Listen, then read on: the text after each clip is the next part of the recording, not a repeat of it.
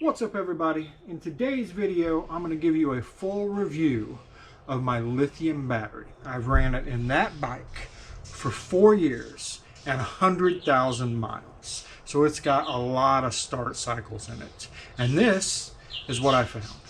Alright guys, first off let's start with the pros. The first pro is, like I said, 4 years, 100,000 miles. That's pretty good for a battery. Now I know a lot of people will say, well, my battery lasts 8 years. Maybe, but is that 100,000 miles? So one of the big things with batteries is how many times it starts the bike, right? The start cycle, the charge cycle. All of those things have to be factored in. So of course, if your bike's sitting in the garage on a tender, your battery is going to last a lot longer than if it's out there in the weather and the elements being started over and over and over and over again. Get what I'm saying. So those are some of the factors you have to factor in. Now I've ran regular lead acid batteries, I've ran gel batteries, and I've ran lithium batteries in this same bike. And here's what I found. So the regular lead acid lasted me about a year, if I was lucky. The gel, really not much better, about a year and a half. And then, as I said, with the lithium, it's lasted me 4 years. Now, one thing I want to say about the lithium is it has a 5-year warranty. I actually have a brand new one sitting here on the bench. I'm getting ready to put in that bike because that battery has weakened enough that, like, if I let it sit overnight or a couple days, I have to really work with it to get it to start the bike. So it will not start the bike the way it used to. So I have another battery. I guess I should add, I've bought all these batteries. No battery company sponsors me, no battery company sent me any of this or anything. But I will say this, it does have a 5-year warranty. I've reached out to the company and I'm going through the warranty process now. I'll do another video telling you how that goes, but I did buy another one of these batteries because they worked so well. Now, some of the cons. One thing, you need a special charger for this battery. So your regular battery tender will not work, but they make battery tenders that actually charge both. You can find them in my Amazon store. I'll put a link in the video below. That's one thing. Second thing is, if you completely discharge the battery, you can plug it into the battery tender for a week. It will not recharge the battery. You do need to jump start the bike. Once you've jump started it and got a little juice in there, you can plug in your tender and it'll charge it completely up. And then the only other con to this is they cost a little bit more. This battery I think is 170 bucks. You can buy a lead acid battery for 50 to 100 bucks, gel 100, 125 bucks. So they are a little bit more expensive, but you gotta think, if you're replacing them a lot less, then that expense kind of mitigates itself, right? A few other things as far as features and benefits goes. The lithium battery, and I've got a couple sitting over here, so I'll take you over here and I'll show you. So here is the lithium battery.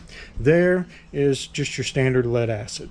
This one weighs 10 pounds more than this one does.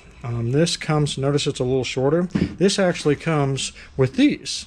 So these all break apart and you can stack it however high you need it in the bike. It also comes with the tool because it has its bolts. So you can go in multiple ways. You don't have to mess with the silly little blocks. Those of you that know, there's a little block that slides in here that your bolt has to screw into, and it's just a pain in the ass.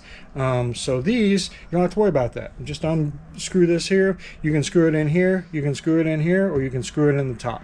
So really easy to use, and for me, that's a big plus. The other pluses to this is the life cycle, how long it lasts, and the cranking amps. So this battery has never had a problem like just starting my bike like that. There's no roar, unless of course the battery's going bad, which is my current situation.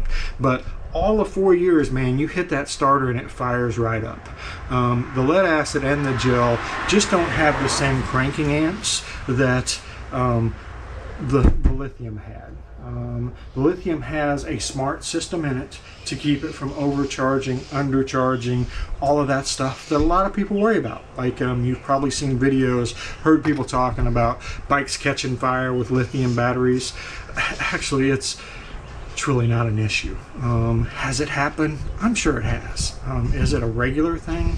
It isn't, or they wouldn't be able to sell them. So do your own research, make up your own mind, but for me, lithium outperforms everything. And out of all the videos I've seen out there, there are a lot of people that talk about all the specs, but nobody that's actually went out there and put the battery to the test. So that's why I made this video. I've put it to the test. 100,000 miles, 4 years. I also have one in Angie's bike. I think it's about 3 years old. Never had an issue with it. There's one on the red bike behind me. The only bike that doesn't have one yet is the V-Rod. And that's just because the lead acid has worked fine. And I've owned it for about 5 years. But again, it sits in the garage a lot on a battery tender. The daughter put like 30,000 miles on it. Otherwise, it pretty much sits here on a battery tender. So I can't really compare that to everything else. Anywho, that is what I wanted to tell you guys, was about my experience with the lithium batteries. Now, I use NOCO. There are lots of companies out there that make batteries.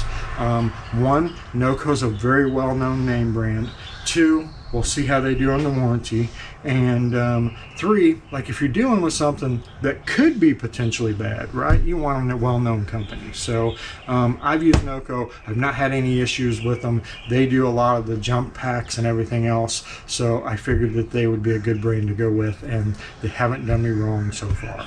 Anywho, that's today's video. I just wanted to share with you my experience with a lithium battery. There are lots of review videos out there where people have just got them and what they think about them, done their research. I wanted this review video to be all about the experience of somebody that's actually had one in their bike for a period of time and used it.